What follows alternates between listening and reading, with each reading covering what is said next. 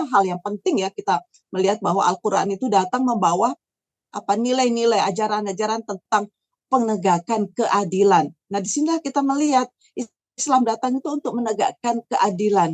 Akibat apa? Sebagai respon terhadap kondisi masyarakat jahiliyah yang menginjak-injak nilai-nilai keadilan tersebut. Jadi kalau kita lihat dalam masyarakat Arab jahiliyah, bagaimana perempuan itu diperlakukan secara diskriminatif, ya dianggap bukan manusia, dia hanya dianggap sebagai objek seksual lagi.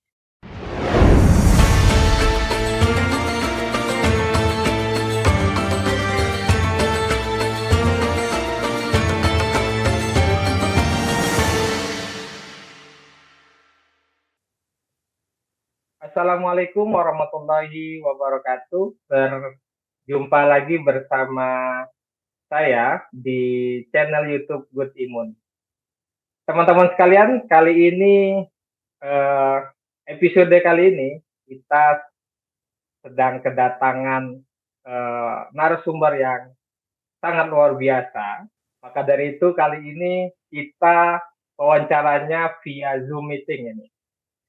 Teman-teman sekalian, kali ini kita akan membicarakan topik yang khusus juga tentang perempuan dan realitas sosial. Kita akan mengundang narasumber yang cukup populer dan mungkin semua teman-teman sudah mengetahui. Beliau adalah aktivis hak perempuan, sekaligus juga profesor agama. Kami hadirkan Profesor Dr. Haja Siti Musda Mulia MA. Assalamualaikum warahmatullahi wabarakatuh, Prof. Waalaikumsalam warahmatullahi wabarakatuh. Bagaimana kabarnya, Prof? Ramadannya? Alhamdulillah, alhamdulillah sehat walafiat. Aktivitas Ramadan lancar-lancar saja, Prof ya? Ya biasalah kita kalau bagi saya sih puasa itu satu kegiatan yang memang sudah rutinnya, bukan hanya di bulan puasa bukan hanya di bulan Ramadan kita puasa, di bulan-bulan lainnya juga kita harus sudah berlatih ya. Puasa Senin Kamis, puasa Daud gitu kan. Jadi itu bagian dari pelatihan diri. Betul, momentumnya saja Prof ya yang baru. Betul, tapi aktivitas kemudian ritualnya juga seperti biasa begitu, Prof ya? Iya, jadi saya tuh hampir nggak bisa membedakan Ramadan dengan bukan Ramadan karena ya biasa saja gitu. Karena itu sudah merupakan di keluarga kami itu malah mulai dari bulan Rajab ya. Rajab itu udah mulai puasa, Rajab, Sa'ban. Nenek saya itu mengajarkan saya tuh mulai dari sejak kecil. Jadi mulai Rajab itu sudah mulai kita puasa ya, puasa. Bahkan Sa'ban itu hampir seluruhnya loh. Seluruh Sa'ban itu kita puasa. Jadi masuk Ramadan itu udah ringan, jadi nggak kaget gitu ya. Masya Allah, Masya Allah. Baik, Prof, kesempatan kali ini mohon izin kami ingin berbincang-bincang tentang apa yang sudah banyak Prof sampaikan, baik itu di off air maupun di media-media digital begitu, Prof ya, tentang perempuan dan dinamikanya di sosial begitu, Prof ya. Pertama saya ingin mulai begini, Prof. Barangkali ini sangat remeh lah begitu pertanyaannya. Ada anggapan begini, Prof ya, membicarakan topik perempuan itu secara otoritatif itu hanya perempuan, Prof. Karena perempuan yang punya pengalaman, punya pengetahuan itu, sedangkan laki-laki hanya akan memunculkan bias begitu. Tapi ada satu pihak yang lain mengatakan membicarakan perempuan itu tidak cukup hanya di komunitas perempuan saja, Prof. Tapi harus menghadirkan laki-laki di sana agar ada perspektif yang seimbang dan sebagainya. Itu pandangan Prof. Hal semacam itu bagaimana, Prof? Ya, bagi saya berbicara tentang perempuan, kita berbicara tentang manusia. Nah, manusia itu meliputi semuanya, meliputi laki dan perempuan dan jenis gender lainnya. Karena itu kalau kita bicara tentang perempuan, kita nggak bisa melepaskan diri dari pembicaraan tentang manusia. Demikian juga nanti ketika kita bicara tentang bagaimana sih pandangan agama, pandangan Islam tentang perempuan, yang nggak bisa kita lepaskan bagaimana tentang pandangan Islam tentang manusia. Kita melihat perempuan itu sebagai manusia yang utuh. Ya, begitu. Baik, oke.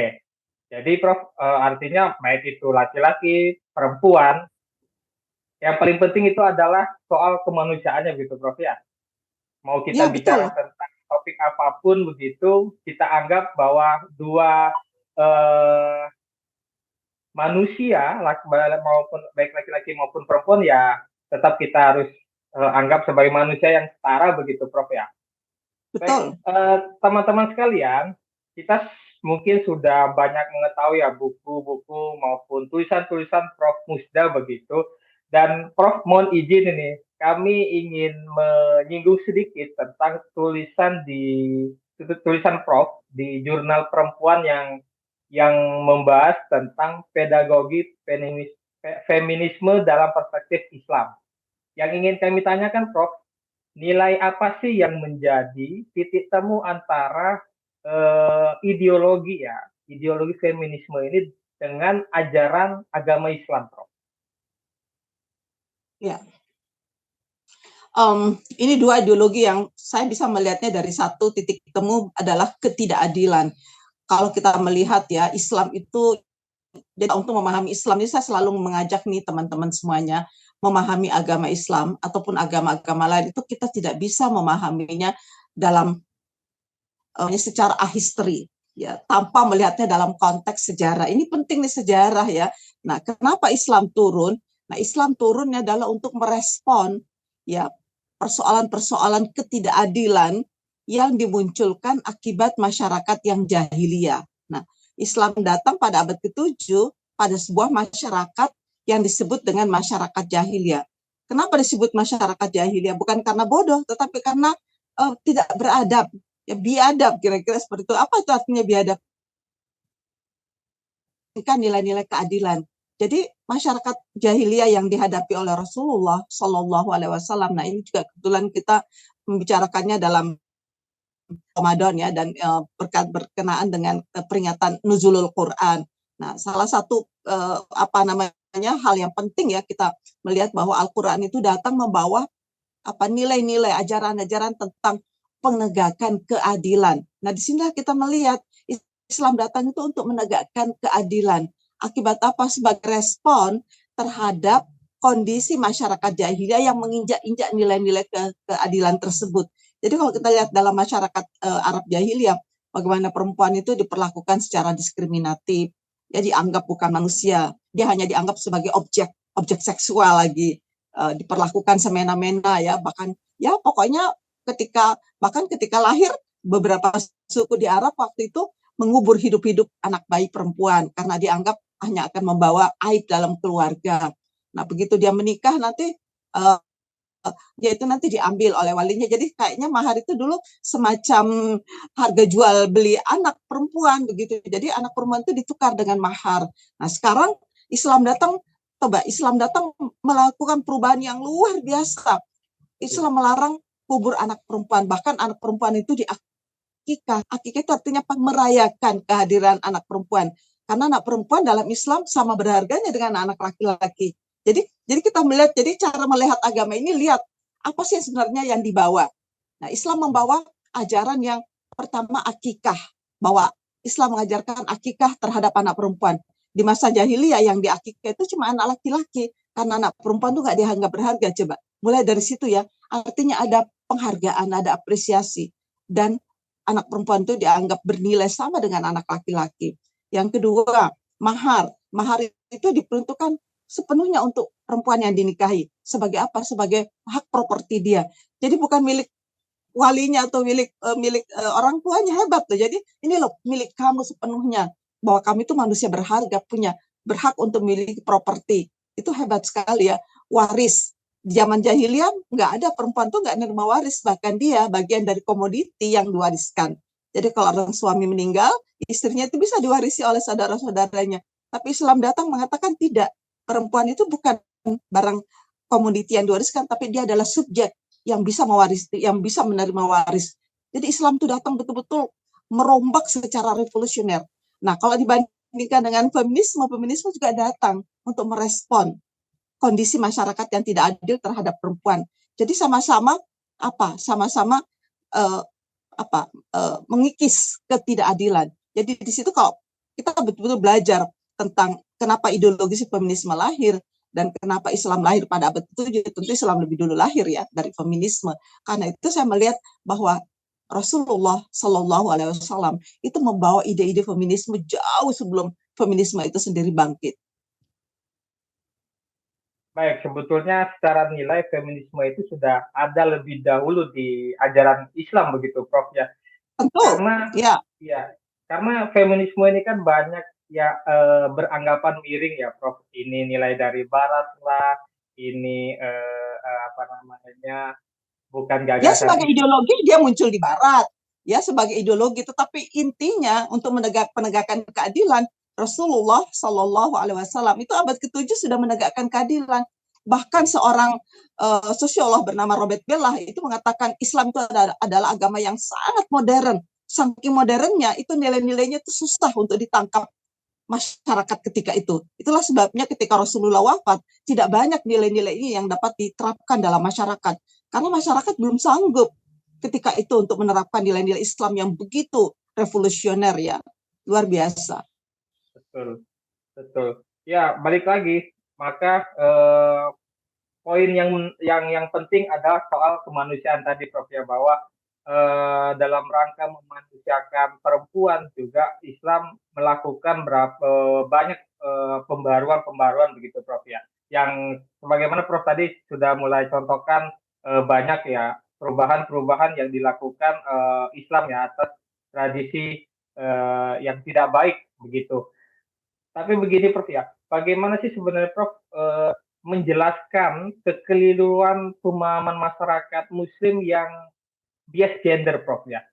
Apakah memang konteks atau ajaran itu yang mengandung bias atau pemahaman masyarakat justru, Prof? Ya banyak faktor, banyak faktor. Pertama nih soal bahasa. Karena bahasa Al-Quran itu mengambil bahasa Arab. Bahasa Arab itu sangat seksis. Itulah sebabnya kenapa di dalam, kalau kamu belajar bahasa Arab ya, bahasa Arab itu selalu Allah itu selalu kata gantinya tuh huwa, domirnya tuh huwa, huwallahu ahad. Jadi seolah-olah Allah itu Tuhan itu maskulin ya. Jadi hati-hati. Jadi kadang-kadang saya berpikir hati-hati loh kalau memahami bahasa Arab yang seksis ya.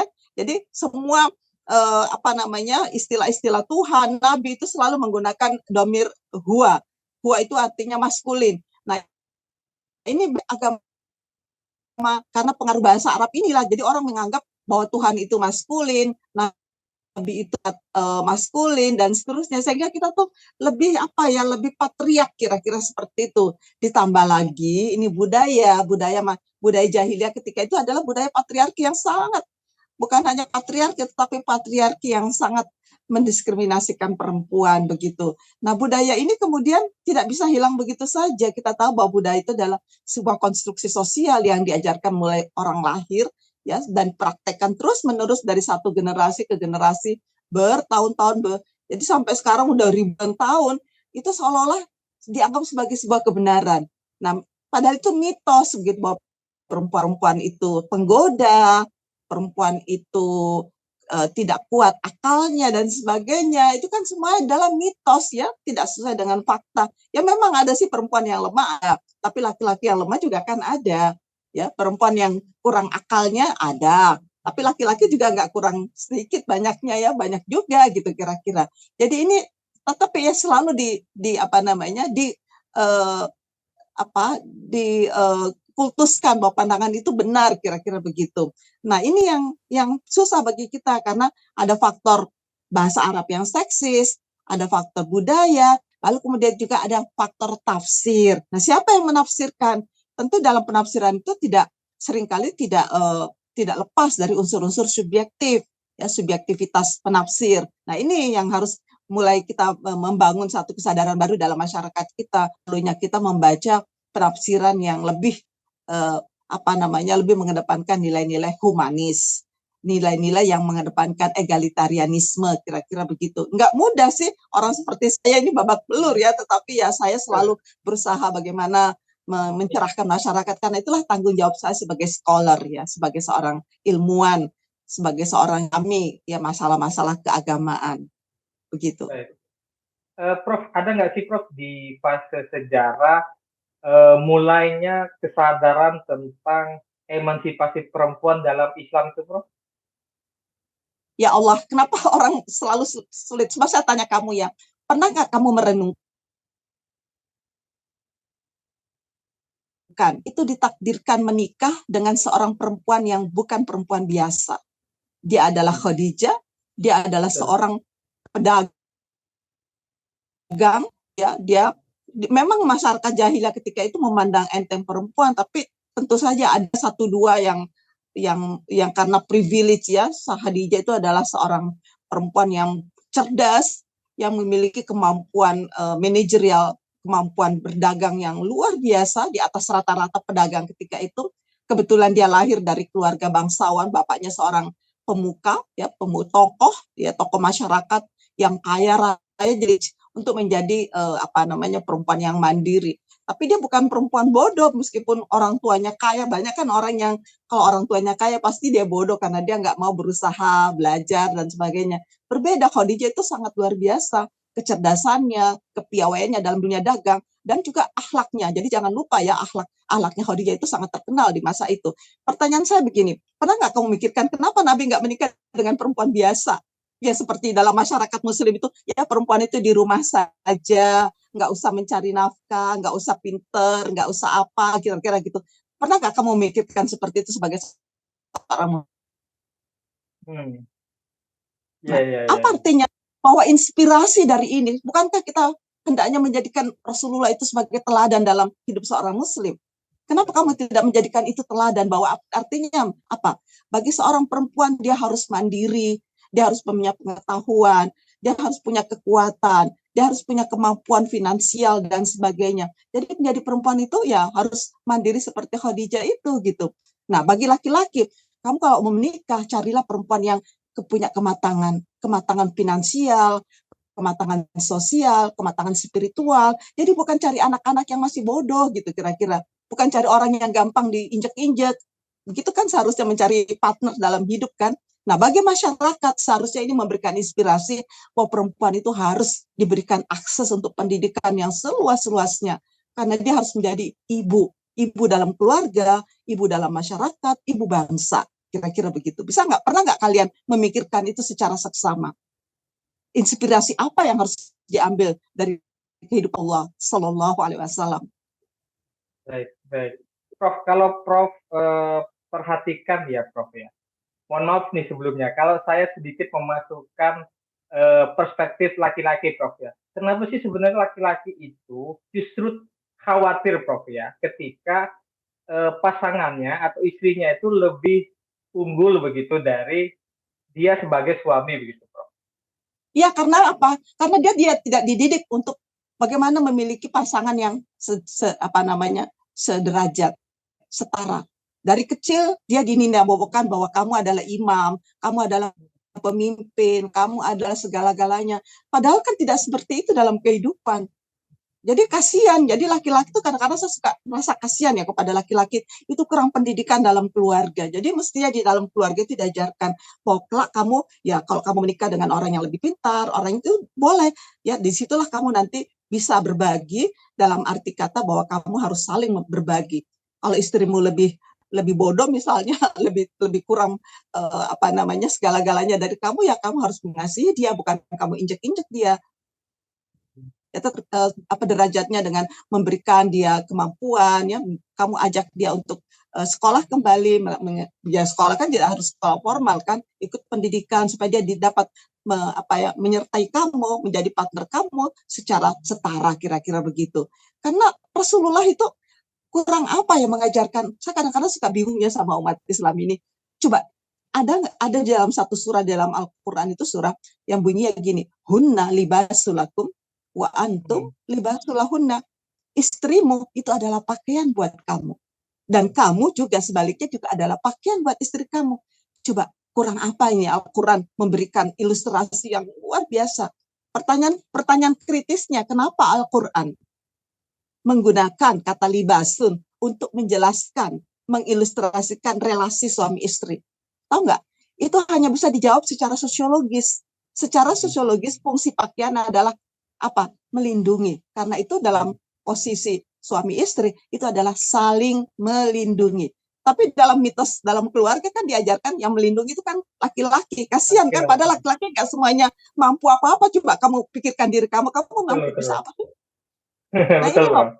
pendidikan dalam keluarga ini yang menurut saya harus diperbaiki. Kasihan kan laki-laki, banyak loh laki-laki itu yang stres. Karena ketika dia menikah, ternyata dia bukan siapa-siapa. Nggak mampu mengelola keluarga, dia nggak mampu memanage keluarganya karena dia nggak diajarkan bahwa kamu juga adalah manusia yang lemah. Karena itu mari kita berbagi. Jangan pandang enteng istri kamu, karena istrimu juga manusia sama dengan kamu. Punya segudang potensi-potensi yang dapat dikembangkan. Yang kalau kamu matikan potensi itu, kasihan. Dia akan kehilangan kemanusiaannya. Bisa gitu nggak? Karena itu saya pikir banyak sekali hal yang perlu kita bangun dalam masyarakat kita untuk maju. Pertama, pendidikan keluarga ini penting sekali menanamkan nilai-nilai. Mulai dari keluarga, kalau untungnya saya ya, dari sejak saya kecil, orang tua saya itu sangat luar biasa ya. Jadi ibu saya itu nggak pernah membeda-bedakan anak laki dan anak perempuan, ini loh hebatnya. Jadi di rumah itu ya ibu saya selalu mewajibkan anak laki harus bisa membersihkan kamar. Jadi kamar saya dengan kamar saudara saya yang laki-laki itu harus sama bersihnya. Jadi nggak boleh seperti di rumah lain. Oh nggak apa-apa, ini kan anak kamar laki biasalah kotor. Oh kalau ibu saya nggak bisa. Kamu punya tangan kan sama dengan saudara kami yang perempuan, sama-sama punya tangan. Karena itu ini soal kebersihan. Kita yang kotor, kita semua kena dampaknya. Itu soal kebersihan loh.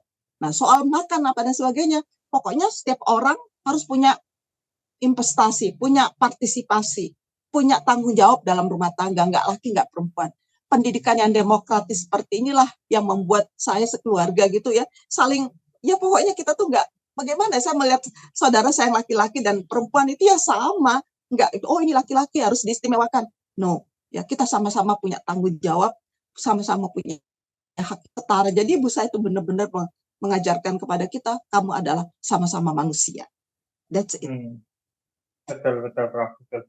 Baik, begini juga, Prof. Ya, kadang laki-laki itu kan ingin mencari pasangan atau wanita soleha, Prof. Muslimah, yang dalam anggapan mereka, dalam tanda kutip, barangkali soleha dan muslimah ini kan perempuan-perempuan yang cenderung nurut, patuh dan sebagainya, Prof. Yang kita ketahui Kenapa nih. dia nggak cari seperti Khadijah ya? Padahal kan Rasulullah udah mencontohkan.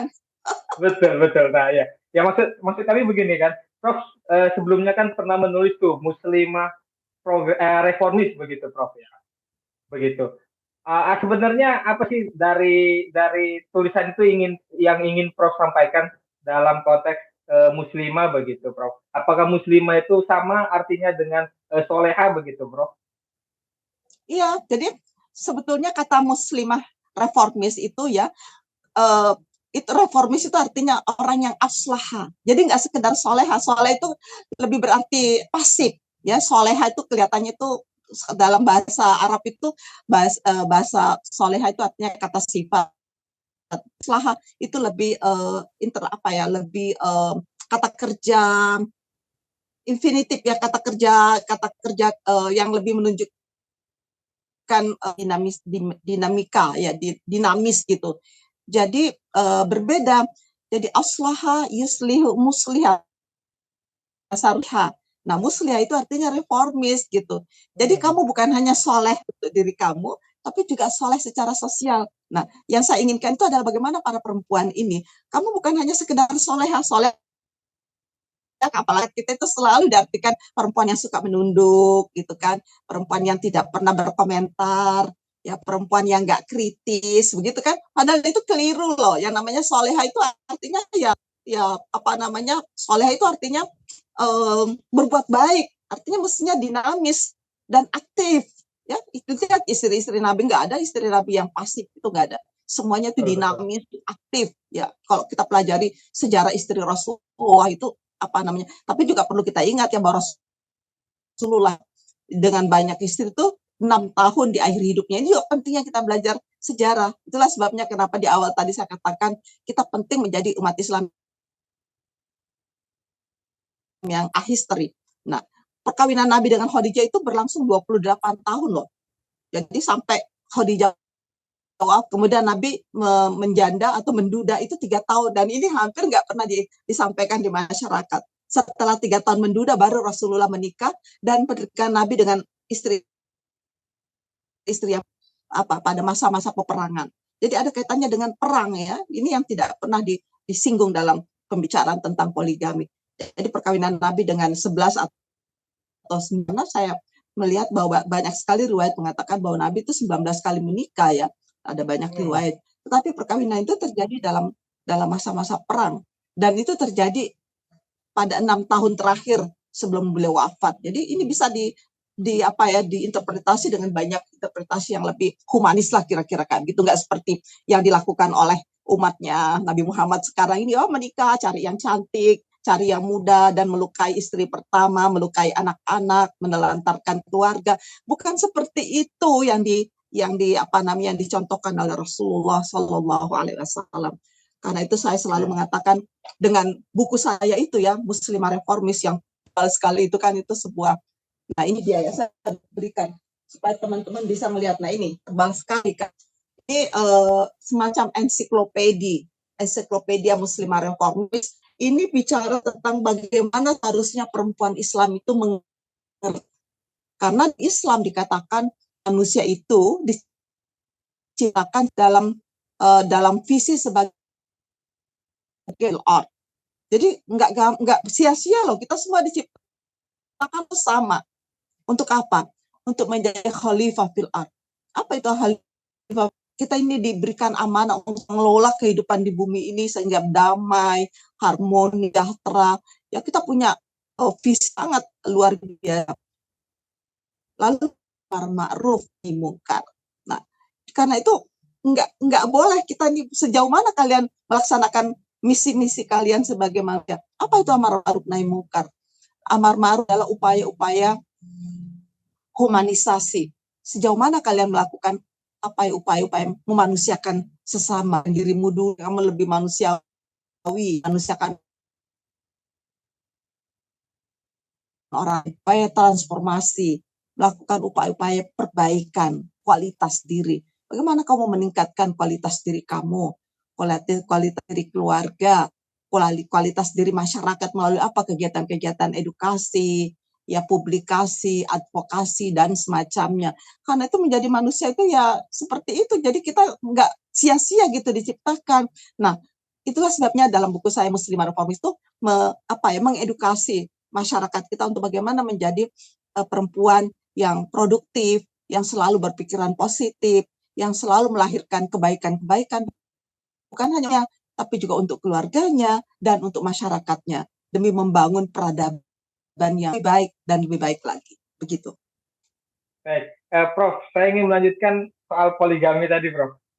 Kebetulan pertanyaan selanjutnya ini soal poligami. Ini paling tidak ada 2 tulisan yang kami ketahui, tulisan Prof mengenai poligami nih ya, pandangan Islam tentang poligami dan Islam menggugat poligami, gitu.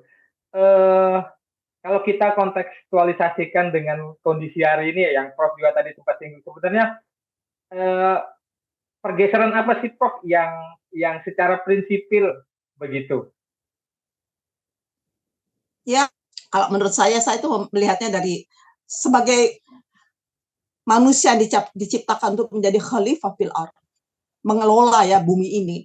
Nah, untuk mengelola bumi ini kita mulai dari diri kita dulu. Kita mengelola diri kita. Manajer, kita mesti menjadi manajer yang baik untuk diri kita. Apa yang kita kelola dari diri kita? Pertama, kita memanage mindset kita, pikiran kita, agar supaya pikiran kita itu selalu positive thinking, selalu produktif, selalu memikirkan hal-hal yang bersih dan baik gitu ya. Karena itu memproduksi hal-hal yang baik. Karena kalau orang pikirannya kotor, itu juga memproduksi perilaku-perilaku yang jahat loh. Karena itu hati-hati loh dengan pikiran yang kotor. Bahkan keadilan itu sendiri harus ditegakkan mulai dari pikiran. Ya banyak orang mengatakannya kalau orang lain berbuat tidak adil nggak boleh, tapi kalau saya berbuat tidak adil boleh. Nah itu kan pikiran jahat ya. Karena itu bagaimana kita memanage mindset kita, memanage pikiran kita agar supaya pikiran kita itu selalu bersih. Nah, itu satu. Yang kedua, memanage kalbu. Nah salah satu bentuk ini adalah bagaimana memanage kalbu. Kalbu itu adalah jiwa. ya bagaimana jiwa kita ini selalu bersih, selalu dekat dengan Tuhan.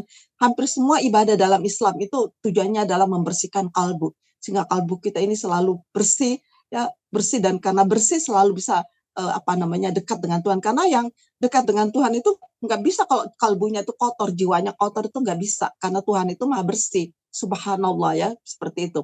Nah, yang ketiga, nah ini dia yang penting, memanage syahwat.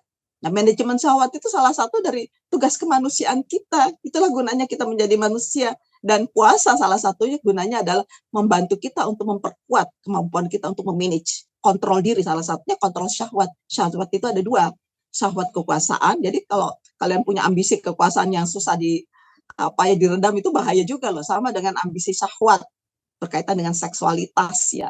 Nah, karena itu kemampuan seseorang, karena kan saya bingung ya kalau mengaku dirinya seorang ulama, tapi kok bisa ya kawin banyak sekali, kok seorang ulama kok tidak bisa memberikan contoh untuk bagaimana memanage syahwatnya. Karena itu buat saya ini sesuatu yang ironis gitu loh, paradoksal, ya, paradoks banget gitu.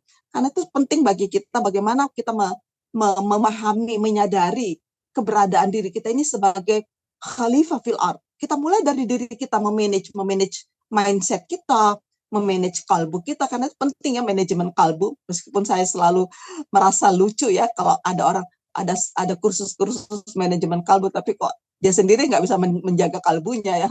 Lalu manajemen syahwat. Nah, ini penting, itulah gunanya kita menjadi manusia.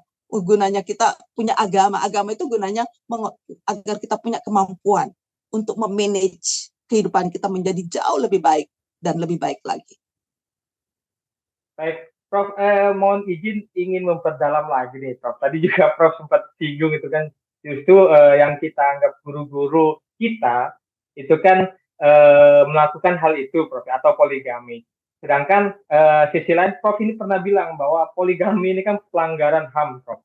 Dan kalau hukumnya dalam Islam itu haram li ghairihi, itu penjelasan detailnya bagaimana ya, Prof? Ya, terus terang aja ya, kalau kamu melakukan kami dan istrimu menderita, anak-anakmu menderita, kadang-kadang bukan hanya istri dan anak loh, mertua saya bertemu, karena penelitian saya yang panjang tentang poligami, kadang-kadang mertua malu, ya aduh saya malu deh sama menantu saya itu, kok tukang kawin sih, dia mertuanya sendiri malu gitu kan. Jadi kamu sebagai memang perasaan orang lain, dan itulah sisi empati yang harus diajarkan. Seharusnya agama empati, ya. Jadi ada nggak sih perasaan kamu terhadap istri kamu? Nah, kalau kamu menyakiti perasaan istri kamu, apa itu bukan suatu tindakan haram? Hah? Tolong deh, kita istri itu kan boleh dikata belayan hati, ya, hidup kita bersama, tapi kita menyakiti hatinya gitu. Apa kamu nggak merasa berdosa menyakiti hati istri kamu? Baik. Karena itu beragama buat saya itu bukan sekedar ritual, tetapi mengasah spiritualitas kita. Nah, ciri dari spiritualitas seseorang itu adalah punya empati yang dalam. Nggak bisa dia melukai, jangankan manusia, melukai binatang aja nggak tega. Melukai alam, memotong. Jadi termasuk mengeksploitasi alam itu juga nggak tega ya orang-orang yang punya empati kemanusiaan yang dalam. Apalagi melukai sesama manusia. Itu nauzubillah ya kalau menurut saya. Tapi kok bisa ya orang-orang itu? Ya, baik. Prof, mudah-mudahan saya nggak poligami nih, Prof. Kemudian apa? Baik, Ya Prof. beragama dengan benar, karena agama itulah akhirnya itu agama adalah membuat kita menjadi lebih manusiawi. Empati Betul. kita itu terbangun secara Betul. secara bertahap, dengan puasa, dengan apa kita empati kita tuh kalau semakin tebal, kita nggak tega yang melukai binatang sekalipun, ya. Baik. Ya, poin penting lagi menurut saya ya bahwa agama itu dimensinya tidak hanya ibadah saja, Prof, ya, tapi ada dimensi-dimensi lain ya yang harus kita tentu penuhi begitu. Sebelum yang terakhir nih, Prof, selain poligami kan, Prof, yang sering melakukan penolakan begitu, ada juga soal pernikahan anak. Sebenarnya, Prof, kerugian bagi peradaban ini apa sih, Prof, kalau misalkan masih terjadinya pernikahan anak, Prof, ya? Karena di masyarakat awam barangkali Prof ya, mohon maaf, bahwa pernikahan anak ini kan terkadang menjadi alasan basic ya, alasan ekonomi begitu Prof. Bagaimana Prof memandang itu Prof? Iya, karena dalam Islam itu dikatakannya banyak sekali ayat Al-Quran yang menjelaskan bahwa anak itu punya hak untuk berkembang. Jadi jangan kamu pangkas hak-hak mereka. Kasihan. Ini juga nggak punya rasa manusiawi juga nih, nggak punya empati juga nih, tega ya. Masa anak dikawinkan? Jadi anak itu ya anak. Masa anak-anak, apalagi kalau dia punya anak, anak ngurusin anak. Apa itu manusiawi? Nggak gampang loh ngurus anak. Dia harus punya sejumlah kemampuan. Karena itu orang perempuan yang sangat dewasa, sangat matang, bernama Khadijah. Kenapa sih contoh itu nggak memberikan inspirasi buat kalian? Nah, kenapa perkawinan anak itu dianggap sebagai problem? Bahkan menurut saya, hampir seluruh problem sosial dalam akar dari sebuah perkawinan anak. Nah, kenapa? Kawin dengan anak itu pertama akan merusak diri anak itu. Organ-organ reproduksinya itu akan rusak karena belum matang, belum waktunya. Dalam Islam juga dikatakan syarat untuk menikah itu ada dua.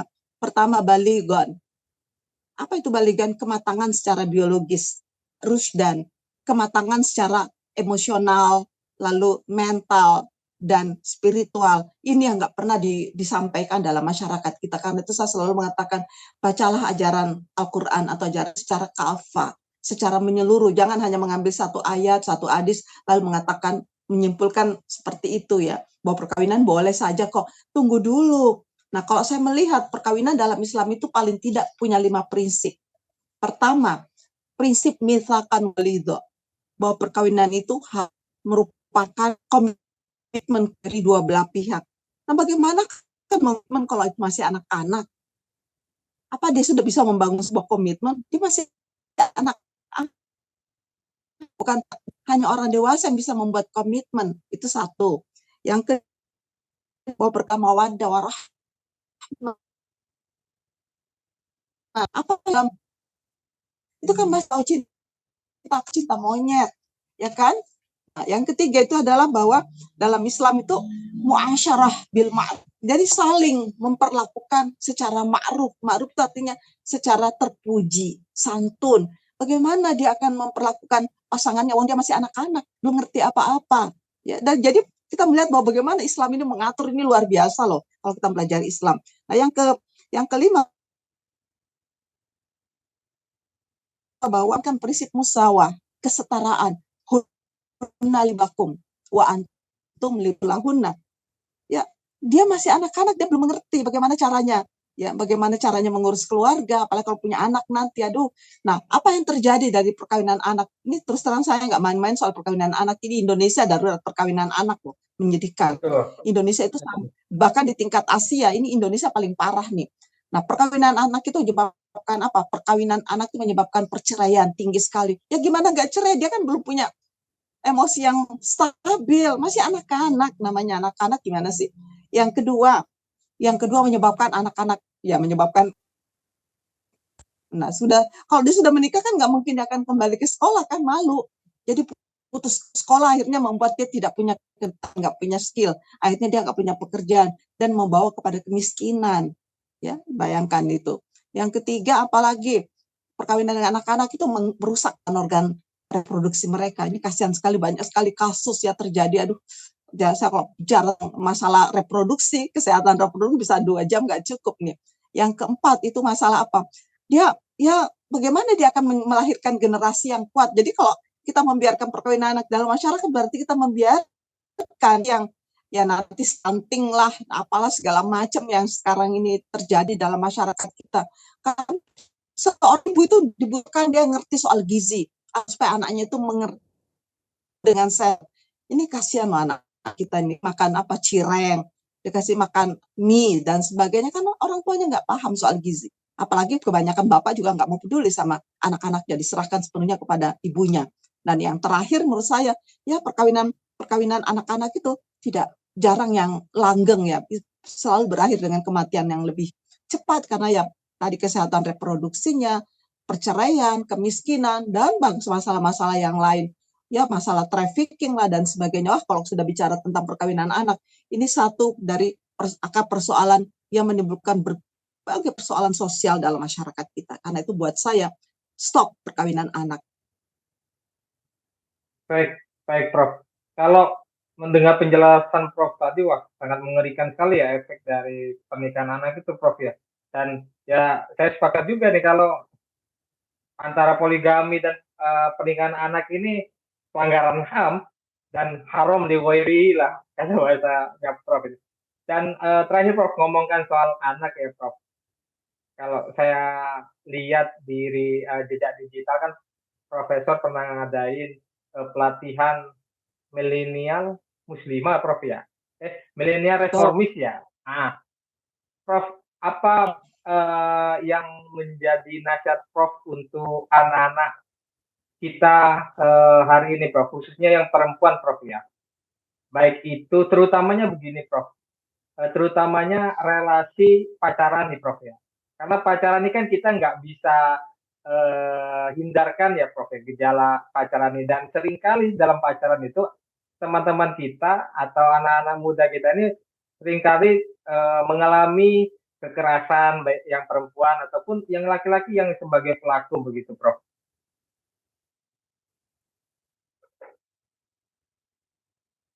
Yang sebanyak 4 bagai fungsi ya, selama COVID loh kami melakukan, alhamdulillah. Dan tujuannya itu adalah bagaimana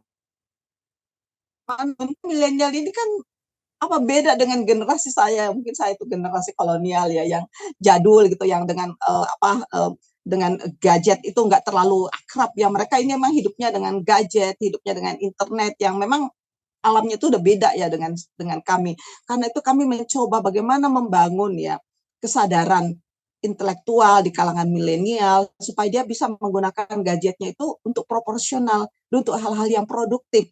Jadi bukan untuk hal-hal yang tidak produktif. Kan ada anak tuh yang menghabiskan waktunya gadget tuh 8 jam sampai kadang-kadang sehari semalam.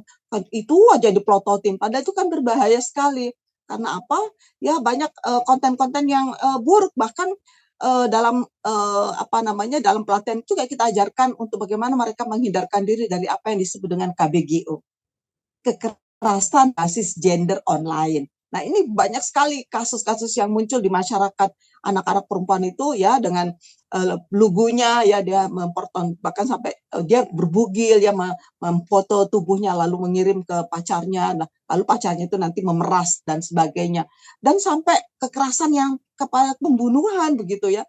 Karena itu kami mengajarkan pada mereka tentang apa? Tentang kesadaran tentang jati diri mereka, bahwa mereka itu adalah orang makhluk yang berharga. Sebagai perempuan, jangan kamu anggap remeh dirimu. Kalau kamu tidak menganggap dirimu berharga, orang lain juga tidak akan menghargai kalian. Jadi kita di dalam pelatihan itu pertama memperkuat jati diri, lalu mengajarkan dia tentang apresiasi terhadap sesama, terutama terhadap para orang tua mereka gitu kan. Lalu kita mengajarkan mereka tentang empati, mereka juga harus sehingga mudah menolong ya, mudah tidak gampang membuli, tidak gampang menstigma, tidak gampang melakukan diskriminasi, eksploitasi dan kekerasan begitu. Jadi ketika ya bahwa dalam hal nggak semau-maunya gitu, meskipun kami hidup di alam yang merdeka tuh batasan-batasan, dan batasan itu adalah untuk kebaikan diri kamu juga, kira-kira begitu. Dan kalau kamu jatuh cinta, jangan sampai bucin, tetap pikir tentang bagaimana berpikir kritis, sehingga mereka tidak gampang ya terbuai dengan godaan dan sebagainya. Terutama juga ini pinjol-pinjol gitu, jangan mudah tergiur untuk membeli-beli sesuatu yang tidak berguna. Ya meskipun kamu bisa pay later misalnya ya, diajarkan untuk bagaimana mengendalikan ya keinginan hasrat untuk belanja sehingga tidak menjadi orang yang mubazir, tidak konsumtif. Jadi pelatihan ini selama 4 hari dan itu full time ya. Mereka diasramakan selama 4 hari itu, dan alhamdulillah loh, dan kami lakukan itu pada masa COVID, dan alhamdulillah tidak ada laporan bahwa terjadi terpapar virus COVID selama, karena kami menjaga protokol kesehatan betul-betul secara maksimal ya waktu itu. Alhamdulillah sampai sekarang lebih dari 800 milenial yang sudah kami latih ya melalui pelatihan milenial reformis, dan saya pikir itu adalah sumbangan kami yang berharga lah untuk bangsa dan negara. Tadi Prof, nasihat untuk dalam relasi pacaran anak-anak muda ini gimana Prof? Karena kan anak-anak muda ini mudah galau, apa penyakit mental gitu Oh Prof iya, ya. kita selalu mengajarkan bahwa pacar itu kan bisa datang dan bisa pergi, karena itu nggak usah terlalu bucin begitu kan. Yang penting itu ada kita selalu dengar nasihat orang tua, karena bagaimanapun orang tua itu orang tua kan, kalau mantan pacar kan banyak, karena itu yang nggak usah terlalu terlalu bucin gitu. Jadi selalu kamu hargai dirimu supaya kamu bisa dihargai oleh orang lain. Jadi apa ya, perkuatlah jati dirimu, kemudian kamu harus menyadari bahwa kamu adalah makhluk yang berharga yang diciptakan Tuhan. Karena itu jadikanlah dirimu itu orang yang berharga, orang yang berproduktif, dan orang yang bermanfaat. Kita selalu mengajarkan bahwa dalam Islam itu selalu diajarkan bahwa khairukum anfa'ukum linnas. Orang yang terbaik di antara kamu adalah orang yang paling banyak memberikan manfaat kepada sesama. Baik, itu poin penting lagi dari Prof bahwa yang paling penting itu adalah menghargai diri kita sendiri Prof ya. Oh iya, Dan pastinya. ya betul. Baik Prof, kita sudah cukup banyak ngobrol Prof. Dan terima kasih banyak atas waktu di tengah kesibukan Prof. Semoga Prof. Musda sehat selalu dan selalu memberikan Alhamdulillah. edukasi ke anak-anak bangsa begitu. Ada pesan terakhir Prof. Mungkin? Ya, saya selalu mengatakan bahwa pahamilah agama ini secara proporsional ya, dan pahamilah agama ini dengan konteks sejarahnya. Karena kalau kamu tidak memahami, kamu tidak tahu kenapa ayat itu turun, kenapa terjadi ajaran seperti ini dan seperti itu. Karena itu penting bagi kita semua untuk kembali menguatkan literasi keagamaan kita. Baik, perkuat literasi keagamaan. Terima kasih sekali lagi Prof. Sekian, terima kasih teman-teman. Sampai berjumpa lagi di channel YouTube Good Imun. Jangan lupa subscribe and comment.